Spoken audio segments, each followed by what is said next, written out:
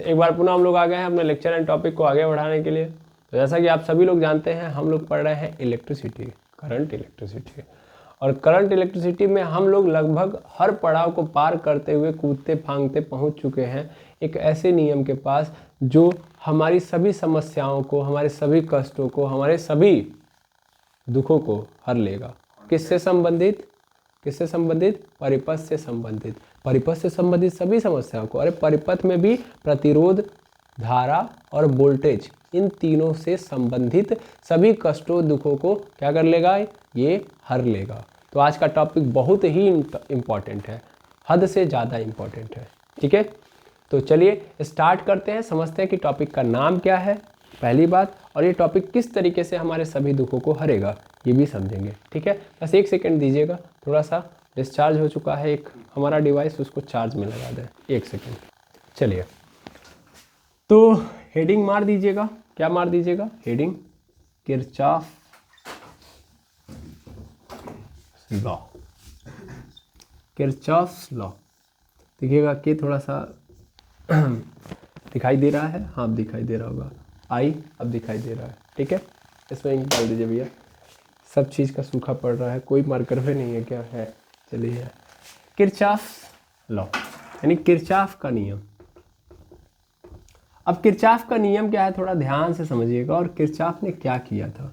तो मेनली ये जो किरचॉफ का नियम दिया गया है वो एक साइंटिस्ट के नाम पे है, जिनका नाम है, फुल नेम आप देखोगे तो गुस्ताव किरचॉफ, किरचॉफ। ठीक है, और ये एक्चुअल में कहाँ के थे? तो ये जर्मन यानी जर्मनी के थे। तो ये जर्मन फिजिसिस्ट है। ठीक है, जर्मन फिजिसिस्ट है। अब ये जर्मनी के फिजिसिस्ट किरचॉफ साहब ये नियम देते हैं 1845 में। कब देते हैं? 1845 में। किससे संबंधित देते हैं? तो सर्किट यानी चिरकुट जिसको हम बोलते हैं, या सीधा सीधा परिपथ। परिपथ, परिपथ में तीन चीजें specially R, V and I से रिलेटेड। ठीक है, मेनली इनका काम क्या था, ये क्यों दिया गया है ये नियम? तो ये एक्चुअल में जो कॉम्प्लेक्स सर्किट होते हैं, कॉम्प्लेक्स सर्किट, कॉम्प्लेक्स सर्किट यानी जटिल परिपथ, तो जटिल परिपथों में आर भी आई से संबंधित उत्पन्न होने वाली समस्याओं को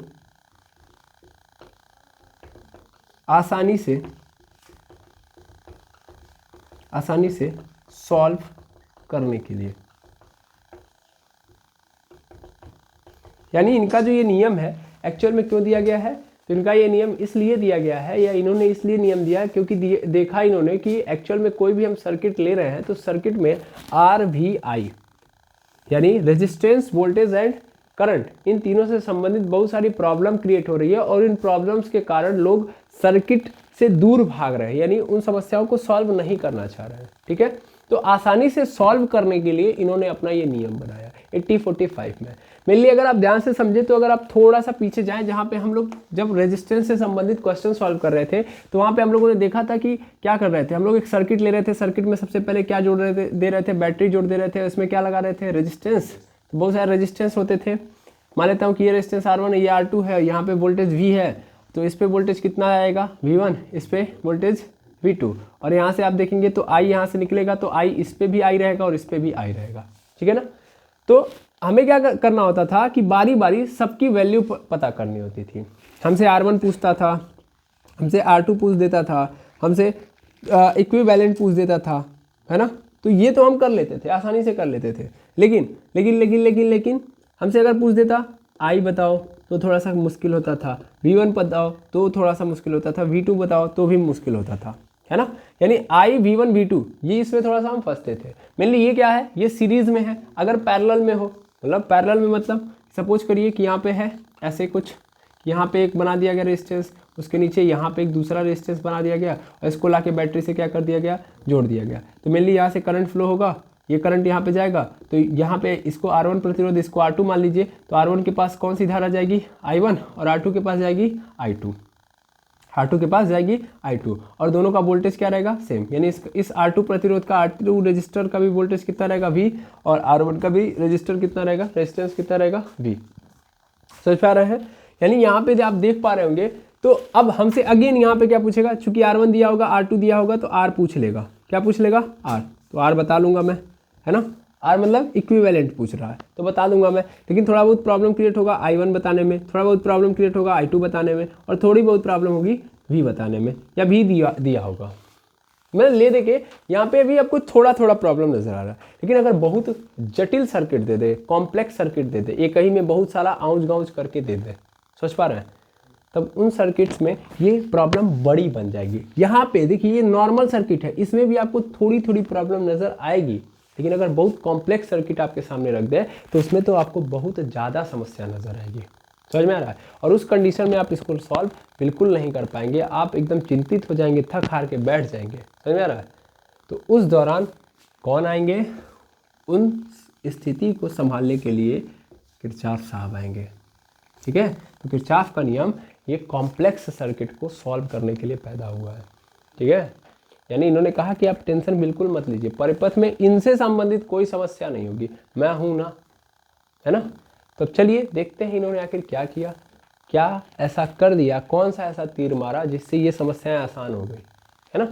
तो स्टार्ट किया जाए, चलिए स्टार्ट करते हैं। चलिए अब किरचॉफ के नियम को बारीकी से समझते हैं। तो मेनली किरचॉफ ने एक नहीं दो नियम दिए, ऐसा नहीं कि एक केवल नियम है, यहाँ पे कितने नियम है, दो। पहला नियम जो फर्स्ट लॉ था, फर्स्ट लॉ, इसको बोला जाएगा KCL। क्या बोला जाएगा, KCL। और सेकेंड नियम जो है उसको बोलते हैं हम लोग KVL। ठीक है, अच्छा, KCL का full form Kirchhoff's current law, current law. और KVL मतलब किरचॉफ्स वोल्टेज लॉ। यानी ध्यान से आप समझिएगा, मैंने आपसे पहले ही बोला था कि दो मेजर समस्याएं आएंगी I और V को लेके, क्योंकि R से लेके हम R से संबंधित समस्याएं तो हम डील कर चुके हैं, है ना। I और V से संबंधित समस्या आएगी और I और V को रिलेट किया जाएगा R के थ्रू, इसीलिए मैंने बोला था कि IVR। लेकिन मेजर समस्या कहाँ पे आएंगी, I और V में। समझ में आ रहा है? हम R को तो सॉल्व कर लेंगे, हमारे पास कैसे भी R1 R2 R3 दे दे, हम R इक्विवेलेंट निकाल लेंगे, ये तो हम लोगों ने किया है। लेकिन I और V सब पे अलग अलग होता है, सबका अलग अलग होता है, तो कहाँ पे कितना I होगा, कहाँ पे कितना I होगा, उसको सॉल्व नहीं हम कर पाएंगे। इसीलिए हम लोगों ने इसीलिए किरचॉफ साहब ने दो नियम दिए, एक तो I से संबंधित, दूसरा V से संबंधित, और ये इनडायरेक्टली इंटरकनेक्टेड है R, तो इसीलिए मैंने बोला IVR से संबंधित है इनका नियम। तो बात तो सही है, गलत तो है नहीं, क्योंकि इनके नियम में भले ही किस पे फोकस किया गया, I और V पे, लेकिन R जरूर आएगा। ठीक है, अब थोड़ा ध्यान से सुनिएगा, क्या सुनेंगे।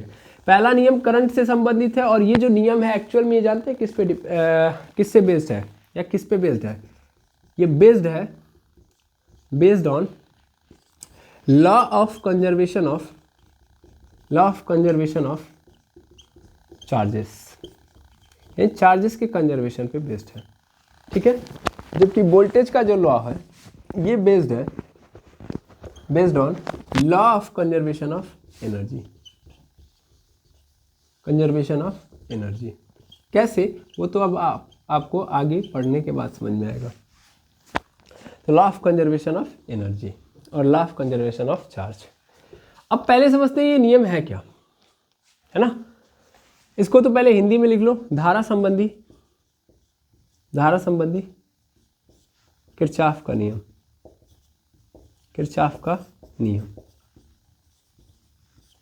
ठीक है, धारा संबंधी किरचॉफ का नियम, और इसको क्या बोलते हैं, वोल्टेज संबंधित या विभवांतर संबंधित किरचॉफ का नियम। इसको आवेश संरक्षण का नियम, ये किस पे बेस्ड है, आवेश संरक्षण के नियम पर, और ऊर्जा संरक्षण का नियम। ऊर्जा संरक्षण का नियम। ठीक है, चलिए अब समझते हैं मेनली पहला नियम क्या है। पहला नियम बहुत ही आसान है। ये कहता है कि अगर कई ओर से कई दिशाओं से धाराएं आती हैं, कई दिशाओं से धाराएं आती हैं और एक जगह से होती हुई फिर ये आगे बढ़ती हैं। समझ पा रहे हैं? समझ पा रहा है? मतलब ऐसे समझिए, ये मान लेता हूँ कि ये जंक्शन है। जंक्शन मतलब यहीं पे आके सब मिलेंगे, यहीं पे आके क्या होंगे, सब मिलेंगे। और इधर से एक धारा आ रही है, इधर से, इधर से, इधर से, ऐसे कई जगहों से धाराएं आ रही हैं। ठीक है, या यहाँ पे सिंपल समझ सकते हैं कि ऐसे मैं बता रहा हूँ, इसको आपने क्या बोला है, जंक्शन, तो इसको जंक्शन रखिएगा, इसका नाम है जंक्शन। हिंदी में बोल देते हैं इसको संधि। संधि मतलब जहाँ पे मिलान होता है, जहाँ पे मिलते हैं। तो इधर से भी धारा आ रही, इधर से भी, इधर से भी, इधर से भी। तो I1, I2, I3, I, और ये तीनों तीनों कहाँ मिले, यहाँ पे। और मिलने के बाद ये ऐसे आगे बढ़ रहे हैं। ठीक है, मतलब तीन धाराएं थी, तीनों धाराएं इधर से आई और तीनों धाराएं यहाँ पे मिल गई। और मिलने के बाद फिर दो तार अलग, मतलब तीन तार थे, तीनों में अलग अलग करंट आ रहा था, तीनों एक जगह पे मिले और मिलने के बाद यहाँ से दो तार निकले, है ना। तो ये दो तार मतलब ये I4 और ये I5। ठीक है, ये है। तो पहला नियम ये कहता है कि जितना धारा आई थी उतना ही धारा आगे बढ़ेगी। मतलब इस जंक्शन तक जितनी धारा आई थी, इस जंक्शन तक I1, I2 और I3 तीन धाराएं आई थी, तो ये तीन धाराएं जितनी थी उतनी ही आगे बढ़ेंगी, उतनी ही क्या जाएंगी, आगे जाएंगी। सही में रहा? यानी ये I4 और I5 कितना होंगे, तो एक्चुअल में I1, I2 और I3 के बराबर होंगे। जितनी धारा आई है उतनी ही धारा जाएगी। समझ पा रहे हैं? ये जंक्शन है, मतलब ऐसे समझ लो तीन ओर से तीन अलग अलग कनेक्शन है, आपने क्या कर दिए, एक जगह पे लाके इकट्ठा कर दिए और करने के बाद यहाँ से दो अलग अलग तार निकाले, ऐसे समझिएगा। तो जितना इधर से आपने करंट लेके आया है, मतलब जितना करंट इधर के तीनों तार लेके आ रहे होंगे, उतना ही करंट इन दोनों तारों में जा रहा होगा। ये कहा जा रहा है, बहुत ही सिंपल नियम है। जितनी धारा आई है उतनी धारा जाएगी। ठीक है, जितनी धारा आई है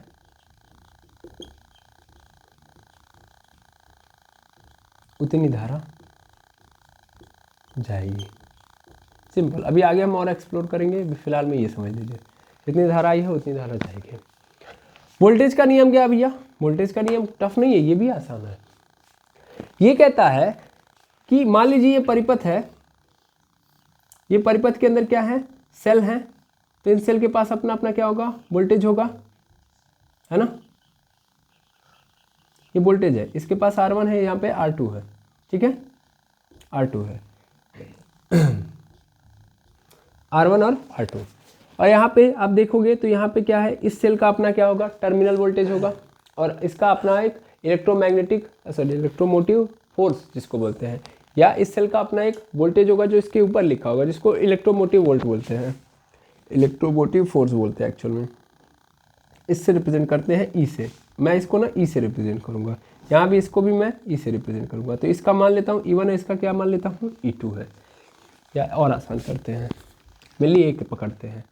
तो सपोज करिए कि यहाँ पे एक प्रतिरोध आपने लगाया है ना, और ये प्रतिरोध में धारा कहाँ से जाएगी, तो एक सेल के द्वारा जा रही है। इस सेल का ये प्लस है, ये माइनस टर्मिनल है, और इस सेल का अपना एक क्या है, इलेक्ट्रोमोटिव फोर्स है। इलेक्ट्रोमोटिव फोर्स मतलब एक प्रॉपर वोल्टेज है भाई, इसकी एक फिक्स वोल्टेज होगी, है ना।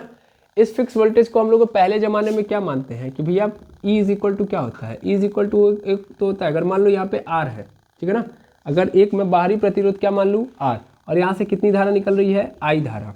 ठीक है, ध्यान से समझिएगा। और एक प्रतिरोध क्या होता है, आंतरिक प्रतिरोध, I इंटू स्मॉल r।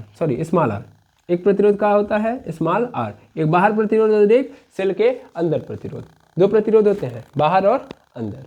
तो ये जो E होता है एक्चुअल में कहाँ कहाँ खर्च होता है, एक तो यहाँ पे खर्च होता है, एक तो अंदर खर्च होता है। तो दोनों जो प्रतिरोधों पे जितना खर्च हुआ है उनके योग के बराबर होता है ना। यानी अगर मैं इसी को लिखना चाहूँ तो I R plus I small R लिख सकता हूँ, बिल्कुल। यानी ई इज इक्वल टू मैं लिख सकता हूँ आई आर प्लस आई आर।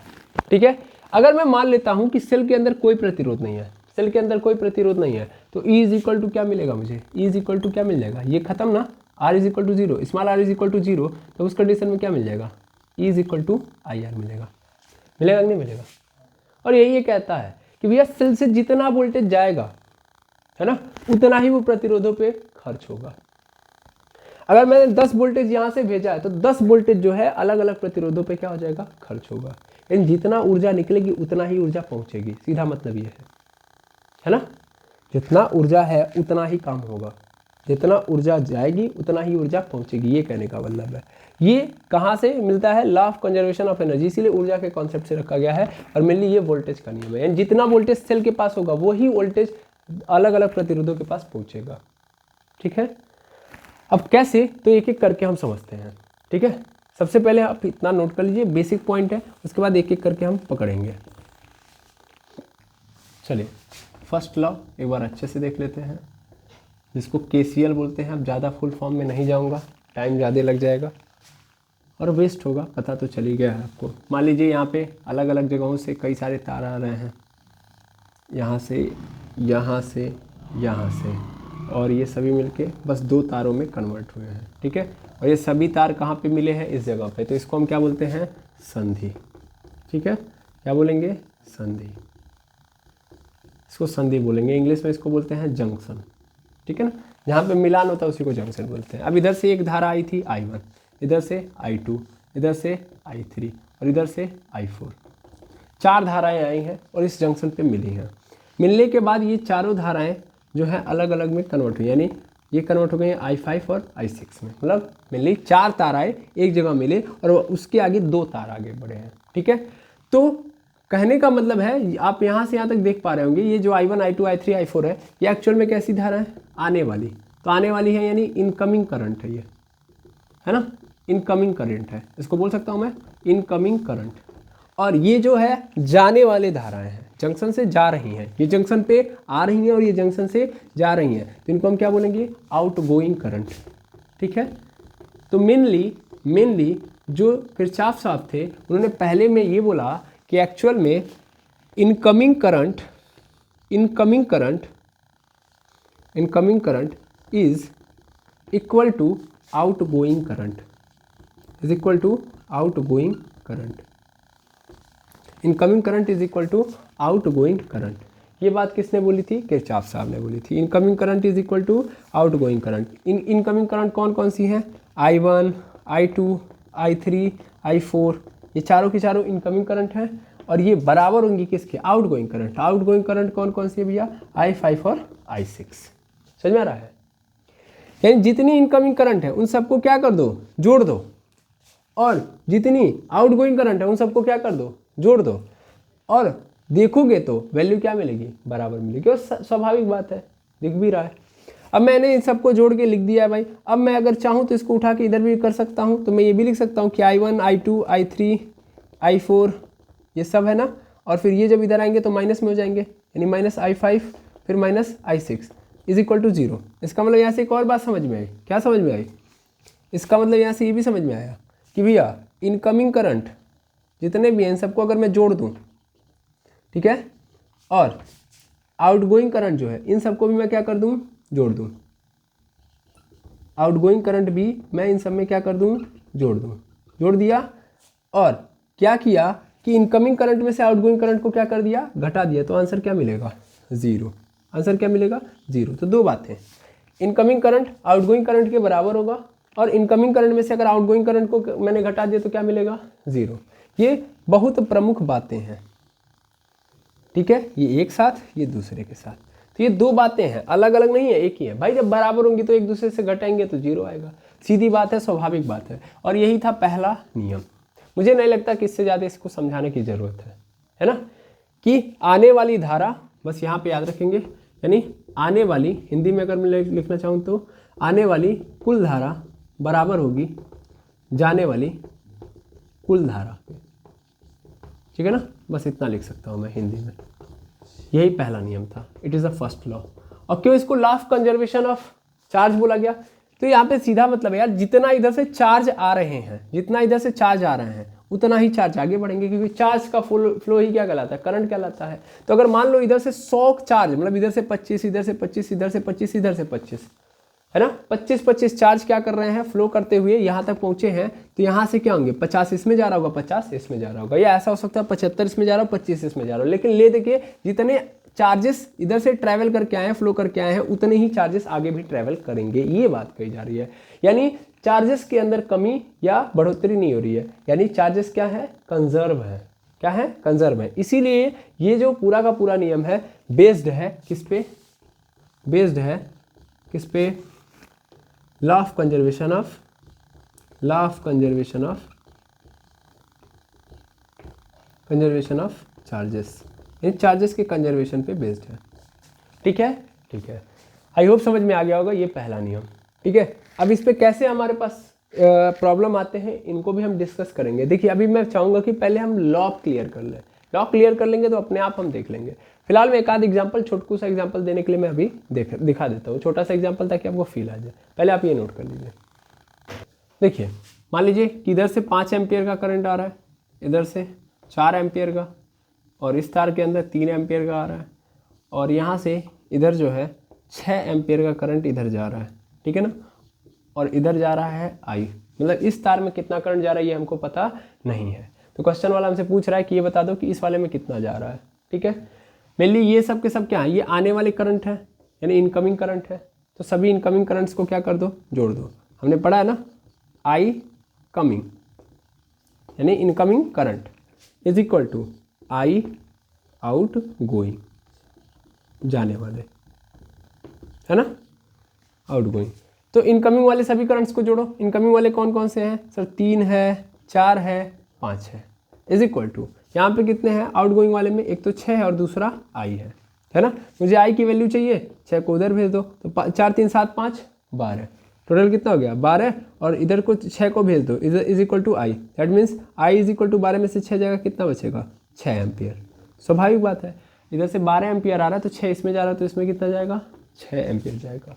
ऐसे ही और भी देख सकते हो आप, जैसे कि सपोज कर लो कि यहाँ से 2 तार आ रहे हैं, एक में 20 एम्पियर जा रहा है, एक में आई करंट है, और इधर जा रहा है आपका 8 एम्पियर, इधर जा रहा है 9 एम्पियर, और इधर जा रहा है 3 एम्पियर, सॉरी 8 9, और इधर जा रहा है 20 एम्पियर।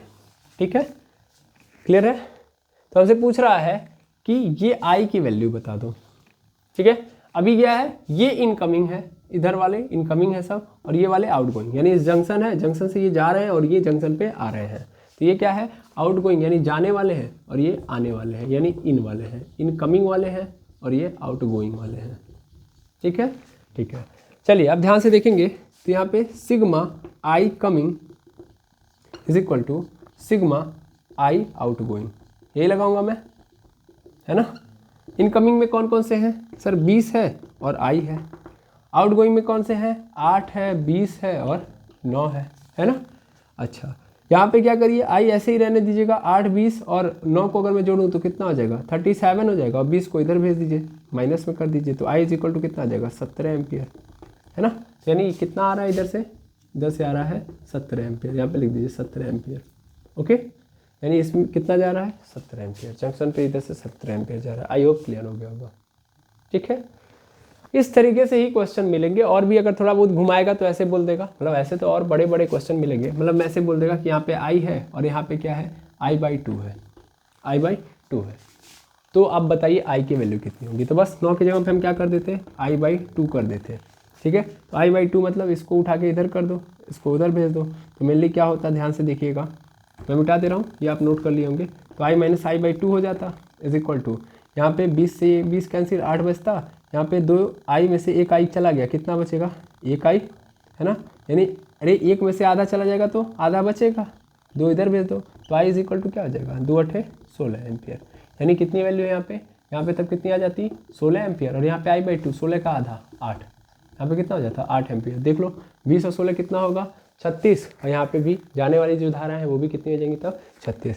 तो ऐसे ही घुमा फिरा के क्वेश्चन आपको मिलेंगे फर्स्ट लॉ पे। ठीक है, आई होप समझ में आ गया होगा। अब चलिए सेकेंड लॉ की बात करते हैं, तो इसको आप नोट डाउन कर लेंगे।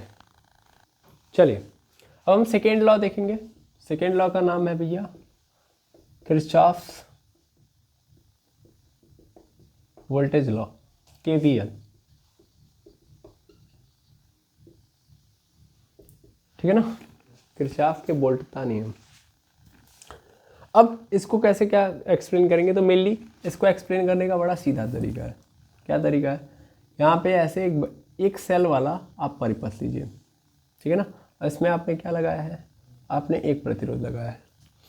अगले केस में एक और सर्किट बनाइए, इसमें आपने कितने सेल लगाए हैं, 2 सेल लगाए हैं, ठीक है, 2 सेल, और प्रतिरोध कितने लगाए हैं, तो अगेन आप एक काम करिए 2 लगा लीजिए, ठीक है, बिल्कुल। ऐसे ही आप एक काम करिए, अगले केस में अगेन 2 ही रहने दीजिएगा, सेल 2 ही रहने दीजिएगा, चाहे तो आप बढ़ा सकते हैं, आपकी इच्छा, ठीक है, उससे फ़र्क नहीं पड़ता। तो सीधा जाएगा, यहाँ पे इसे बंद कर दीजिए, ठीक है, बिल्कुल। अब जैसा कि आप सभी लोग सेल के बारे में जानते हैं, थोड़ा सा मैं इंट्रोड्यूस कराऊंगा। तो कोई भी जब आप सेल खरीद के लेके आते हो तो उसके ऊपर पहले से लिखा होता है कि इसकी जो कैपेसिटी है वो 8 वोल्ट की है ना, रिटेन होता है, लिखा होता है ना, आपने देखा होगा, रिटेन होगा, लिखा होगा कि 8 वोल्ट है। और ये जो लिखा हुआ है ना, इसको हम लोग बोलते हैं EMF, यानी electromotive force, motive force, Hindi में बोलते हैं विद्युत वाहक बल, विद्युत वाहक बल, ठीक है, इलेक्ट्रोमोटिव फोर्स यानी विद्युत वाहक बल। अब यानी इसकी कैपेसिटी ये है 8 वोल्ट की, लेकिन जब एक्चुअलिटी देखते हैं हम, यानी एक्चुअल या रियलिटी देखते हैं हम लोग, तो रियलिटी में ऐसा नहीं होता है। रियलिटी में मान लेता हूँ, एज्यूम कर लेता हूँ कि 8 की जगह पे ये कितना देता है, 6 वोल्ट, यानी 8 वोल्ट देना चाहिए, लेकिन दे कितना रहा है, 6 वोल्ट। तो ये जो रियलिटी है उसको हम बोलते हैं टर्मिनल वोल्टेज, है ना, क्या बोलते हैं, टर्मिनल वोल्टेज, यानी टर्मिनल विभवांतर, या टर्मिनल वोल्टेज ही बोल दीजिए, कोई दिक्कत नहीं है, ठीक है, टर्मिनल वोल्टेज। तो ये 2 वोल्ट गायब कहाँ से हो गया, ये 2 वोल्ट गायब कहाँ हुआ, ये 2 वोल्ट एक्चुअल में किसने खा लिया, आंतरिक प्रतिरोध ने खा लिया, आंतरिक प्रतिरोध यानी इंटरनल रेजिस्टेंस ने खा लिया,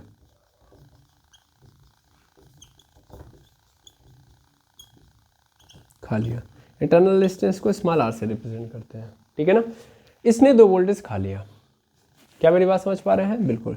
इसलिए यहाँ पे क्या हो गया, 6 वोल्टेज हो गया। तो यहाँ पे जो भी आप सेल लगाए होंगे, इस सेल के 2 क्या बोलते हैं, पोटेंशियल होंगे, एक तो एक्चुअल में, और दूसरा ये आंतरिक प्रतिरोध जब खा लेता है तब जो बचता है वो। इसीलिए अगर हम इलेक्ट्रोमोटिव फोर्स की वैल्यू निकालें तो इलेक्ट्रोमोटिव फोर्स क्या होता है, तो ये सर ये होता है कि मेनली अगर मैं देखूँ तो सेल के अंदर तो एक लगा ही होगा, यानी सेल के अंदर आर होगा, स्मॉल आर होगा, और ये एक सेल के बाहर परिपथ में आर होगा। सेल के अंदर जो आर होगा वो भी क्या खाएगा, वो भी आई खाएगा, और सेल के बाहर वाला भी आई खाएगा, है ना। यानी ये जो करंट आप भेज रहे हो, ये करंट ऐसे बाहर से होते होते होते होते कहाँ पे जाएगा, अंदर जाएगा। मतलब सपोज कर लो यहाँ बगल में भी क्या है, एक प्रतिरोध है, ये अंदर का प्रतिरोध है। ये कैसा प्रतिरोध है, अंदर वाला। यहाँ पे कैसा प्रतिरोध है भाई, अंदर वाला। इन सेल के अंदर ये प्रतिरोध है, इसको मैं स्मॉल आर मान रहा हूँ। क्या मान रहा हूँ, स्मॉल आर। तो अगर ये आई जाएगा तो इस आई को कौन कौन नुकसान पहुंचाएगा, यानी आई का एक बार नुकसान इस कैपिटल आर के कारण होगा और एक बार स्मॉल आर के कारण होगा। और जितना यहाँ से आपने भेजा था, यानी जितनी ऊर्जा यहाँ से गई थी इलेक्ट्रॉनों के पास, वो ऊर्जा एक बार यहाँ पे खत्म हो जाएगी और दूसरी बार यहाँ पे, है ना। यानी जो ईएमएफ होगा वो एक्चुअल में, ध्यान से समझेंगे, ईएमएफ क्या है, इट इज़ अ वोल्टेज। ये क्या है, वोल्टेज है, या हिंदी में बोला जाए तो विभवांतर है। क्या है ये, विभवांतर है। और विभवांतर इज इक्वल टू क्या होता है, कैसे पता करते हैं, तो हर प्रतिरोध ने कितना धारा खाया है। प्रतिरोध द्वारा जो धारा खाई जाती है उसका अगर हम गुणा कर दें तो हमको मिल जाता है ना। Resistance into current is equal to क्या मिलेगा, हमको वोल्टेज मिलेगा। तो अगर मैं ईएमएफ निकालूं, यानी एक्चुअल में सेल की कैपेसिटी देखूं, तो सेल की कैपेसिटी 2 जगह पे इन्वेस्ट हो रही है। एक तो बाहर वाले प्रतिरोध ने खा लिया और दूसरा अंदर वाले ने खा लिया, है ना। तो ये ईएमएफ है। ईएमएफ को मैं मेनली यहाँ पे एक साइन के थ्रू ऐसे करके ऐसे रिप्रेजेंट कर देता हूँ, लेकिन मैं थोड़ा सा इसमें नहीं बना पाता हूँ सही तरीके से, इसलिए मैं यहाँ पे ई से रिप्रेजेंट करूँगा, ठीक है ना। ईएमएफ को मैं किससे रिप्रेजेंट करूँगा, ई से। और इज इक्वल टू क्या होगा, आई आर प्लस आई आर, यानी ये दोनों लेके हमारे पास मिलते हैं। इसमें से जो ये आई आर दिख रहा है ये एक्चुअल, यानी इसी को हम बोलते हैं रियलिटी वाला वोल्टेज, या इसी को हम लोग टर्मिनल वोल्टेज बोलते हैं, या इसकी जगह पे डायरेक्ट भी लिख देते हैं। ठीक है, अब थोड़ा सा मेरी बात ध्यान से समझिएगा। जो किरचॉफ का नियम था उसमें ये बोला गया कि एक काम करो ना, तुम ना अंदर वाले प्रतिरोध को 0 मान लो, यानी मान लो कि सेल के अंदर कोई है ही नहीं जो धारा खाएगा। समझ पा रहे हो? तो सेल के अंदर कोई अगर है ही नहीं धारा खाने वाला, तो जो ईएमएफ है वो किसके बराबर हो जाएगा, यानी एज्यूम कर लो यहाँ पे, assume that small r is equal to 0।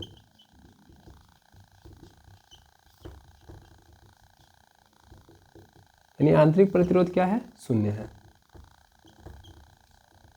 आंतरिक प्रतिरोध 0 है। आंतरिक प्रतिरोध यहाँ पे 0 है। अगर आंतरिक प्रतिरोध 0 है, इंटरनल रेजिस्टेंस 0 है, तो उस कंडीशन में जो भी खाएगा, मतलब जो भी वोल्टेज का खर्चा होगा वो कहाँ पे होगा सर, बाहर के रेजिस्टेंस पे। ठीक है ना, तो ये यहाँ पे एज्यूम करना पड़ेगा कि इंटरनल रेजिस्टेंस क्या है भैया, 0 है। Internal resistance is 0। ठीक है, तो इंटरनल रेजिस्टेंस 0 है भाई, यानी जो भी खर्चा होगा बाहर पे होगा। बस ये बात पकड़ लिया तो बात खत्म। अब इन्होंने क्या बोला, इन्होंने बस इसी स्टेटमेंट को कहानी में आगे बढ़ा दिया है। आई होप यहाँ तक समझ गए होंगे आप। तब इन्होंने आगे की कहानी में ये बोला कि भैया जो सेल है, सेल का आंतरिक प्रतिरोध तो है नहीं, लेकिन सेल के पास, हर सेल के पास अगर देखा जाए, ये यहाँ पे 2 सेल लगाया मैंने, एक सेल ये, एक सेल ये, 2 सेल है। तो अगर मैं इस सेल को पकड़ूं तो इस सेल का ईएमएफ कितना होगा, E1, इस सेल का ईएमएफ E2। ये दोनों मिलके करंट पैदा कर रहे होंगे। ये दोनों मिलके कितना करंट पैदा करेंगे, I, है ना। और ये जब I जाएगा तो ये दोनों, मतलब देखिएगा, ये E1 और E2, एनर्जी की फीलिंग लीजिएगा। इस I के पास E1 और E2 को मिली जुली शक्ति है, और ये दोनों शक्तियां जब ये एक बार R1 पे जाएगी तब खर्च होगी, और एक बार R2 पे जाएगी तब खर्च होगी, है ना। 2 जगहों पे ये खर्च होने वाली है भाई। इस I को ये दोनों ने एनर्जी दिया, बेटा दौड़ो तुम, समझ पा रहे हो। और ये दोनों एनर्जी कहाँ पे डाउन होगी, जब जब ब्रेकर आएगा। जब जब ब्रेकर मतलब जब जब R1 और R2 मिलेगा, तो ये दोनों ने जितनी एनर्जी दी वो एक बार यहाँ खर्च होगी और एक बार यहाँ खर्च होगी, है कि नहीं है ना। यानी जितना E1 और E2 की वैल्यू है उतनी यहाँ पे खर्च की गई एनर्जी होगी। यानी E1 और E2 की वैल्यू किसके बराबर होगी, R1 और R2 पे खर्च की गई एनर्जी के बराबर होगी। किसके द्वारा, इस I के द्वारा। क्लियर है, यही बात उन्होंने बोली थी। बस क्या है मतलब, एक बार पुनः सुन लीजिएगा। क्या बोला गया कि भैया जब हम धारा यहाँ से भेजते हैं, यानी ये दोनों सेल धारा बनाएंगी, ये धारा जब आगे बढ़ेगी तो जितनी एनर्जी इस धारा को मिली थी, जितना एनर्जी हम लोगों ने इस इलेक्ट्रॉन को दिया था जो आगे बढ़ रहे हैं, वो एनर्जी एक तो R1 पे खर्च होगी, एक तो R2 पे खर्च होगी। यानी जो टोटल एनर्जी होगी वो यहाँ और यहाँ खर्च की गई एनर्जी की क्या होगी, बराबर होगी। आई बात समझ में, बिल्कुल। तो मैं उस चीज़ को लिख दूँ, बिल्कुल इस चीज़ को आपने समझ लिया होगा। तो मैं काम करता हूँ, पॉज करके पहले लिख देता हूँ, फिर उस चीज़ को एक्सप्लेन करता हूँ। पहले आप इतना नोट डाउन कर लेंगे। अब देखिए लिख दिया है मैंने कि इन द क्लोज्ड सर्किट, ये इंपॉर्टेंट लाइन है, इसमें मैंने बोल दिया क्लोज, क्यों लिखा है अभी आगे बताऊंगा। Algebraic sum of voltages, algebraic sum of voltages on resistors, यानी रजिस्टर्स के ऊपर जो भी है आप लगाए, ये क्या है, रजिस्टर्स है, प्रतिरोधक है। इन प्रतिरोधकों के ऊपर के जो वोल्टेज है, यानी इन प्रतिरोधकों के ऊपर जो वोल्टेज है, उन सबको अगर मैं जोड़ दूं, इन जितने भी प्रतिरोधक लगाए हैं उन सबके ऊपर जितने भी वोल्टेज हैं उन सबको मैं अगर जोड़ दूं तो वो बराबर होगा, यहाँ पे लिखा है बराबर होगा, equal to algebraic sum of voltages of cells present into the close circuit. यानी वो बराबर होगा उस वोल्टेज के, किस वोल्टेज के, कि जो सेल्स लगे, यानी जितने भी सेल लगे हैं उनके वोल्टेजेस को मैं अगर ले लूँ। यहाँ पे देखिए इस परिपथ में कितने सेल लगे हैं, 2, तो इस सेल का कितना वोल्टेज है, E1, और इसका कितना है, E2। तो अगर मैं इनको भी जोड़ दूं तो ये जो मान होगा वो क्या होगा, इनके बराबर होगा। किनके, कि रजिस्टर पे जो वोल्टेजेस हैं उनके। ठीक है, अब सपोज कर लो कि मैं इसको लिखूं, या इतनी ही बात को मैं, देखिएगा इस चीज़ को मैं यहाँ पे जितना बोला गया उसको यहाँ पे लिख के दिखा रहा हूँ। मेनली यहाँ पे अगर मैं देखूँ तो सेल के ऊपर, मतलब ये जो सेल है फर्स्ट, इस सेल के ऊपर जो वोल्टेज है कितना है, E1 है। दूसरा सेल है, इसके ऊपर वोल्टेज कितना है, E2 है। दोनों को क्या कर दिया मैंने, जोड़ दिया। यहाँ पे किरचॉफ साहब ने बोला कि इन दोनों को जोड़ दिया तुमने, हाँ जोड़ दिया। अब जाओ और जितने प्रतिरोधक लगे, जितने रजिस्टर्स लगे, उनका वोल्टेज जोड़ो। तो इनका वोल्टेज हम कैसे जोड़ेंगे भाई, I धारा जा रही है, R1 रजिस्टर है, तो वोल्टेज कितना हो जाएगा IR1, because V is equal to क्या होता है IR होता है, तो इस पे वोल्टेज कितना होगा IR1। इस पे वोल्टेज अगर मैं चेक करूँ तो कितना हो जाएगा IR2, क्योंकि करंट यहाँ पे भी I होगा, यहाँ पे भी I होगा, तो यहाँ पे IR2 हो जाएगा। फिर कह रहा है कि इनको भी जोड़ लो, इनको भी क्या कर लो, जोड़ लो, यानी IR1 और IR2 इन दोनों को क्या कर दिया, जोड़ दिया। और ये दोनों कहते हैं कि ये सब के सबके आपस में तब बराबर है। ये क्या है, ये है वोल्टेज किसके, सेल के, है ना। ये किसके वोल्टेजेस हैं, वोल्टेजेस ऑफ सेल्स, ठीक है।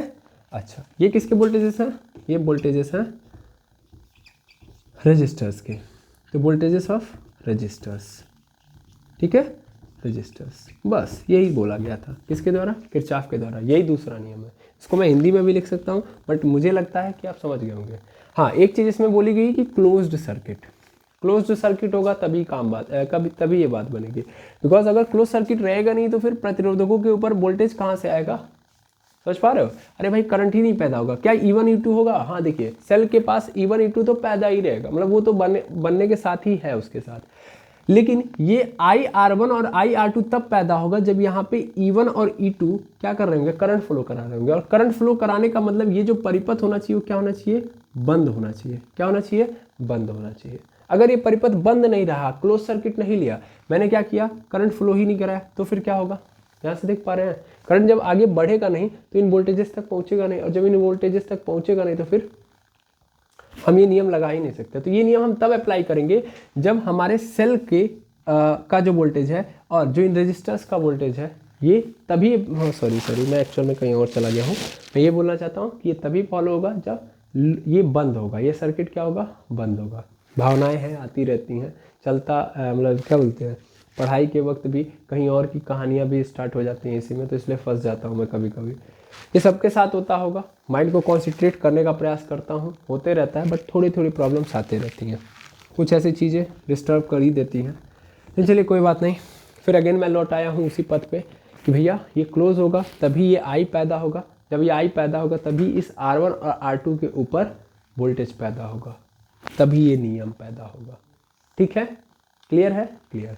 तो आई होप आपको ये वाला कंडीशन भी समझ में आ गया होगा। अगर मैं इस परिपथ को देखूं, ध्यान से देखिएगा, तो यहाँ पे ये सेल लगाया है, इसका आंतरिक प्रतिरोध तो कुछ है नहीं, तो इसका जो EMF है उसी को जोड़ दो, और यहाँ पे भी E2, यानी इसका और इसका।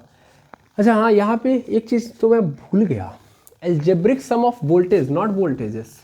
एक्चुअल में वोल्टेजेस लिखूंगा सही है, लेकिन यहाँ पे मुझे EMF लिखना है, EMF ऑफ द सेल्स। मुझे EMF लिखना है, सेल्स का मुझे क्या लेना है, EMF।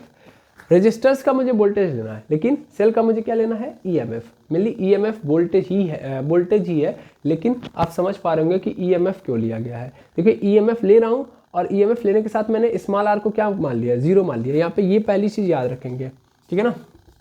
एज्यूप्शन में मैंने पहला ही ये ले लिया है कि small r is equal to 0, और एक और चीज़ माननी पड़ेगी कि सर्किट विल बी क्लोज्ड, नहीं circuit should be closed, circuit should be closed होना ही चाहिए। मैं तो कह रहा हूँ हैव टू डाल दो यार, पड़ेगा, circuit have to closed, circuit को क्लोज होना पड़ेगा, ठीक है, नहीं तो फिर काम ही नहीं बनेगा। समझ में आ रहा है। तो ये दो एजम्पशन आप लेके बैठिएगा, इनको याद में रखिएगा, तभी ये ज़्यादा कारगर होंगे, अदरवाइज नहीं होंगे। हाँ, अब यहाँ पे आइएगा, इस सेल का EMF E1, इस सेल का E2। अब यहाँ पे आइएगा, यहाँ पे 3 प्रतिरोध लगाए गए हैं, R1, R2 और R3। ये E1 और E2 मिलके मतलब I धारा प्रोड्यूस कर रहे होंगे, या I धारा R1 पे भी पहुँच रही होगी, R2 पे भी पहुँच रही होगी, और R3 पे भी पहुँच रही होगी। चूँकि सीरीज़ है, चूँकि क्या है, सीरीज है, तो धाराएं क्या रहेंगी, बराबर रहेंगी। बिल्कुल बिल्कुल। अब इन धाराओं को मतलब मैं अगर किरचॉफ के नियम के अनुसार लेके चलूँ तो यहाँ पे क्या मिलेगा, मुझे ये मिलेगा कि E1 इज प्लस E2 बराबर होगा किसके, यहाँ पे वोल्टेज कितना है, IR1, यहाँ पे IR2, और यहाँ पे कितना है, IR3। इन तीनों को जोड़ दो, तो यहाँ पे जोड़ दूंगा मैं, तो IR1 plus IR2 plus IR3, इन सब के सम के बराबर मुझे क्या मिलेगा, मुझे मिलेगा ये रिजल्ट। ठीक है ना, आइए समझे। यानी जितना वोल्टेज, सीधा सीधा समझ लो, जितना वोल्टेज मैंने यहाँ पे भेजा उतना ही वोल्टेज खर्च होगा, सीधा सीधा। जितनी ऊर्जा यहाँ से भेजी उतनी ही ऊर्जा खर्च होगी। इसका मतलब ध्यान से समझिएगा। ऐसे ये बोल रहा है कि अब खर्च को भी हटा दो। ऐसे समझ लो कि जितनी ऊर्जा यहाँ से निकली उतनी ही ऊर्जा परिपथ में नजर आएगी, है ना। यानी ऊर्जा हमेशा संरक्षित रहेगी, जितनी ऊर्जा दोगे उतना ही ऊर्जा दिखेगा, है ना। ऊर्जा खर्च नहीं होगा कहीं इधर उधर, ये कहना चाहता है ये नियम। इसीलिए ये बेस्ड है किसके ऊपर? Law of conservation of energy, based on law of conservation of energy.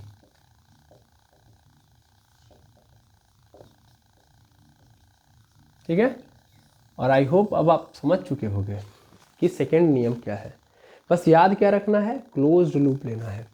ठीक है, लूप क्लोज लेना है। अब इसको कैसे सॉल्व करते हैं, तो इस पे बेस्ड मैं एक क्वेश्चन ले लेता हूं ताकि ये पूरा का पूरा कॉन्सेप्ट क्लियर हो जाए। अदरवाइज सिर्फ मैंने यहाँ तक बता दिया तो काम नहीं चलेगा, है ना। अच्छा, यहाँ से मैं चाहता तो फिर पिछले तरीके से फिर कुछ काम कर सकता था। जैसे ये वोल्टेजेस नहीं है, एक्चुअल में EMF है सेल्स के, ये आपने नोट कर लिया होगा। अगर मैं इसको उठा के इधर भेज दूँ, यानी E1 प्लस E2 इसको लेते आऊँ मैं, प्लस IR1 प्लस नहीं होगा सॉरी, माइनस में IR1 minus IR2 is equal to क्या हो जाएगा? 0, इज इक्वल टू क्या हो जाएगा? 0, यानी minus IR2 is equal to 0। ये बन जाएगा कि नहीं बन जाएगा? तो E1 plus E2 minus IR1 minus IR2 is equal to 0। यानी यहाँ पे भी सेम कहानी है कि अगर मैं सेल के मतलब जितने भी सेल जोड़े गए हैं सर्किट के अंदर उन सबके EMF को जोड़ लूँ और उसमें से मैं जितने भी प्रतिरोधक हैं उनके वोल्टेजेस को घटा दूँ, मतलब उन जितने प्रतिरोधक हैं जितने भी रेजिस्टर्स हैं उनके वोल्टेज को पकड़ूँ, उनके वोल्टेज को जोड़ के और सेल के जितने भी EMF बन रहे हैं टोटल EMF में से क्या कर दूँ? घटा दूँ, तो आंसर मुझे क्या मिलेगा? 0, क्योंकि दोनों बराबर रहेंगे, इसीलिए क्या बनेगा? 0 बन गया। क्लियर है? क्लियर है। तो इसको भी आप क्या कर लीजिए, नोट कर लीजिए। अब चलिए नेक्स्ट एक क्वेश्चन करेंगे, लेकिन क्वेश्चन से पहले मैं कुछ इंपॉर्टेंट नियम बताऊंगा, पहले उनको देख लेंगे फिर क्वेश्चन करेंगे। अब देखिएगा, मैं एक क्वेश्चन ले रहा हूँ, ठीक है। ये क्वेश्चन बहुत ही आसान होगा, बशर्ते थोड़ा सा आपको दिमाग लगाना पड़ेगा, मज़ा आएगा। तो मैंने यहाँ पे एक सेल लिया, ठीक है, 10 वोल्ट का सेल है। यहाँ पे 3 ओम है, एक रेजिस्टेंस मतलब एक रेजिस्टर 3 ओम का, एक दूसरा 2 ओम का।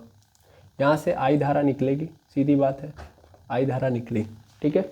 हमसे पूछेगा ये बताइए धारा कितनी है। क्या मैं इसको बता सकता हूँ? 1 सेकंड में बता सकता हूँ, मुझे कोई लॉ नहीं लगाना पड़ेगा, सीधी बात है। सीरीज में है, 3 2 क्या हो जाएगा? 5 हो जाएगा। यहाँ पे 10 वोल्ट, यहाँ पे 5 ओम, ठीक है। ये आई धारा निकली। अब मुझसे आई धारा पूछ रही है, तो मेनली हमको क्या पता है? मेनली हमको पता है कि R is equal to V upon I होता है ना, क्योंकि हमने पढ़ा है ना V is equal to IR होता है।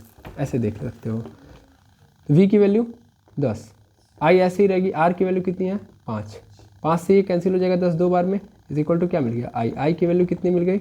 2 एम्पियर मिल गई। तो ये हम लोगों ने कुछ किया, इसमें कोई नियम लगाना पड़ा नहीं।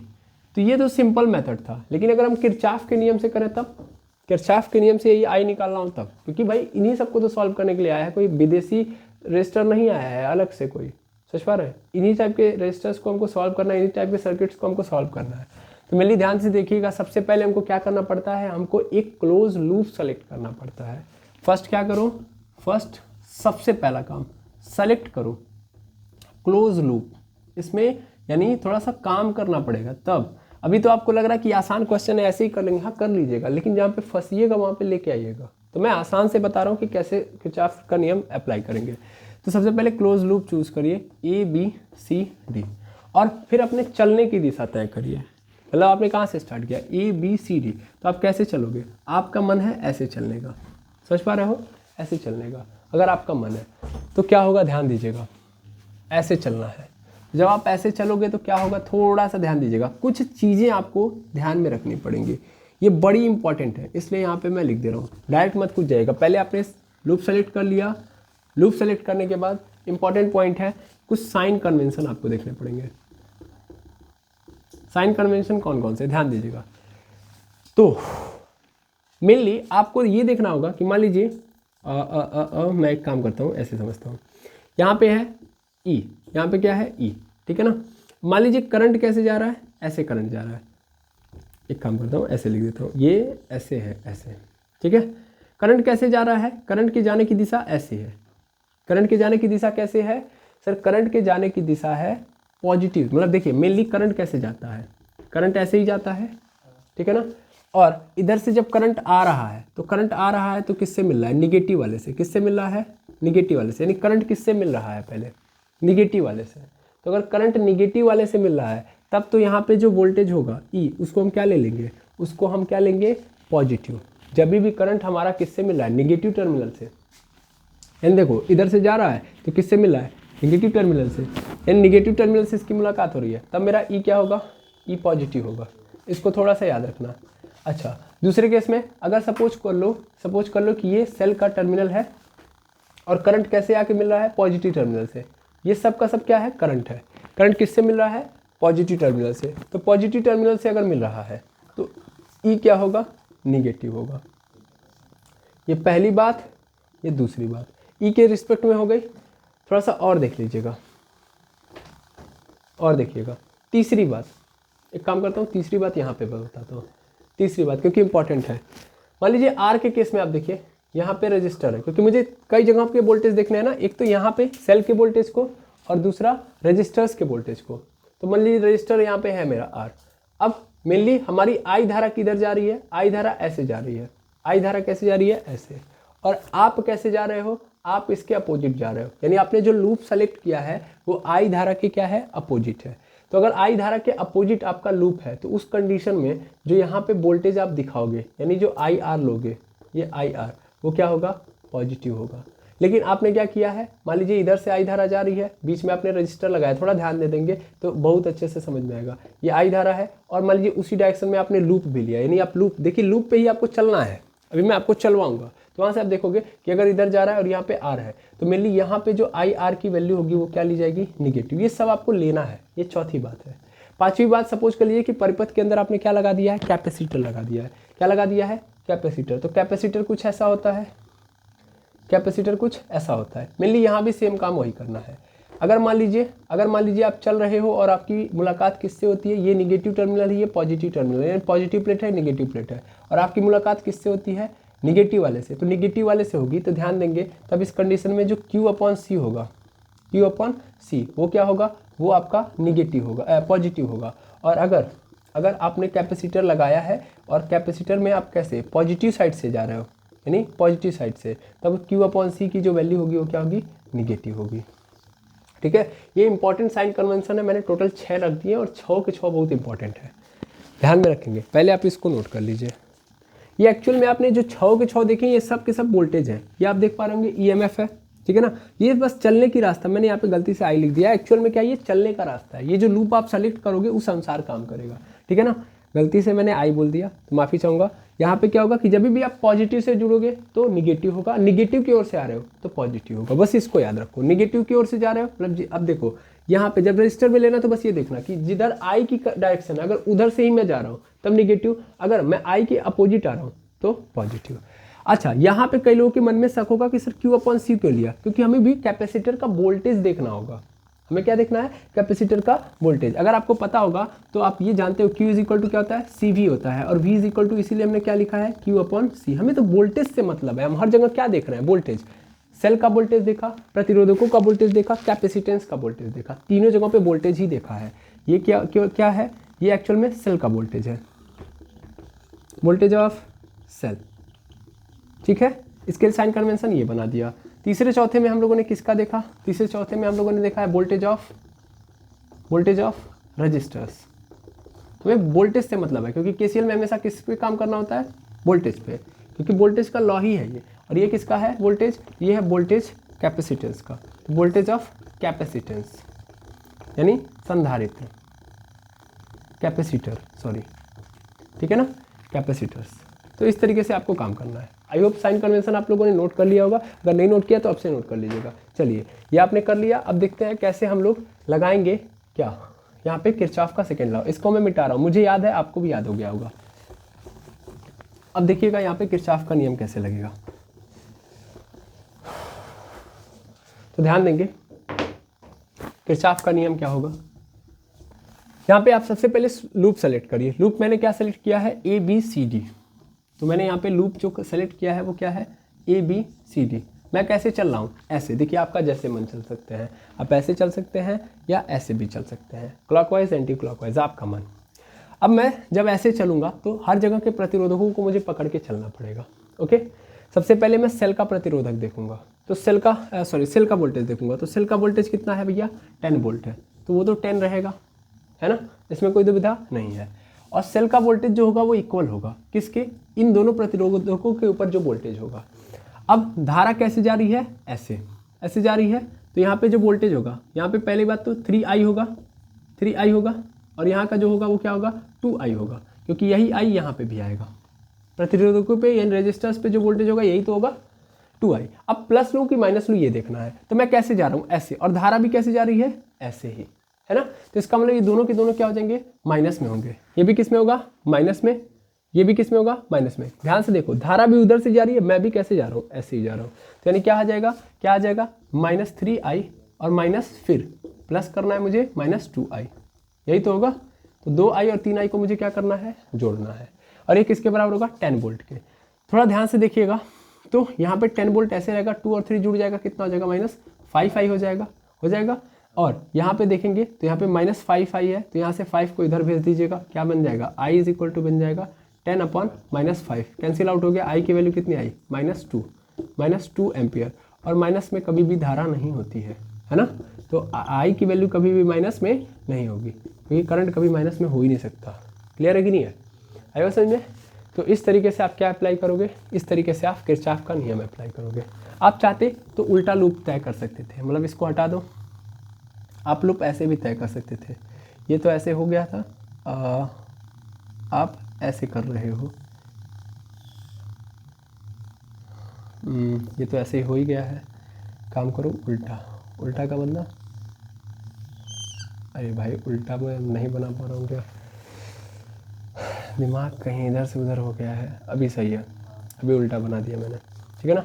यानी अभी क्या, कौन सा लूप चूज़ किया है, DCBA, यानी D से CBA, ऐसे जा रहा हूँ मैं, ठीक है। तो अभी मैं कैसे जा रहा हूँ, ऐसे चल रहा हूँ, है ना, कैसे चल रहा हूँ, ऐसे चल रहा हूँ। क्लियर है। अब थोड़ा ध्यान दीजिएगा, क्या होगा मेनली यहाँ पे, अगर आप अच्छे से समझेंगे तो देखिएगा, मैं कैसे चल रहा हूँ, ऐसे, तो मैं ऐसे चल रहा हूँ, DCBA ऐसे चल रहा हूँ। तो मैं पहले किस पे मिल रहा हूँ, पॉजिटिव प्लेट पे, यानी मेरा वोल्टेज क्या हो जाएगा, माइनस में, है ना, क्योंकि पॉजिटिव प्लेट से जब भी टकराओगे तो उस कंडीशन में तुमको क्या लेना है, माइनस में, ठीक है। तो बैटरी का तो हो गया, सेल का तो हो गया। अब प्रतिरोधकों का देखो, तो धारा किधर से आ रही है, ऊपर से, मैं किधर से जा रहा हूँ, नीचे से, तो अपोजिट चलूंगा तो पॉजिटिव लिया जाएगा, यानी यहाँ पे क्या हो जाएगा, 2i पॉजिटिव लिया जाएगा। फिर इधर जा रहा हूँ तो धारा इधर से आ रही है, 3 वाले पे, मतलब 3 ओम वाले रेजिस्टर पे कैसे में मिल रहा हूँ, अपोजिट, तो यहाँ भी क्या ली जाएगी, पॉजिटिव लिया जाएगा। यहाँ पे -10 वोल्ट और 2 और 3 कितना हो गया, 5i, यानी 5i = क्या मिल गया मुझे, -10 वोल्ट, कैंसिल आउट, i की वैल्यू क्या आ गई, -2 एम्पियर, आ गई कि नहीं आ गई, 2 एम्पियर आ गई। और यही तो आपका क्या है, आंसर है। देखिए माइनस में लेंगे नहीं, तो ये आपका क्या हो गया, आंसर। तो आई होप आपको समझ में आ गया होगा कि किस तरीके से किरचॉफ साहब के सेकेंड नियम को हम लगाएंगे। सबसे पहले लूप सेलेक्ट करिएगा, साइन कन्वेंशन याद रखिएगा, फिर इनको अप्लाई कर दीजिएगा, ठीक है। तो इसी उम्मीद के साथ कि आज आपको पूरा का पूरा लेक्चर समझ में आया होगा। भले ही थोड़ा बहुत मैं डिस्टर्ब रहा हूँ, बट मैंने आपको पूरा प्रयास किया समझाने का, और थोड़ी बहुत जो गलतियाँ हुई हैं मुझे माफ़ करेंगे आप। मिलते हैं नेक्स्ट वीडियो में क्वेश्चंस के साथ। Thank you very much एमर्स।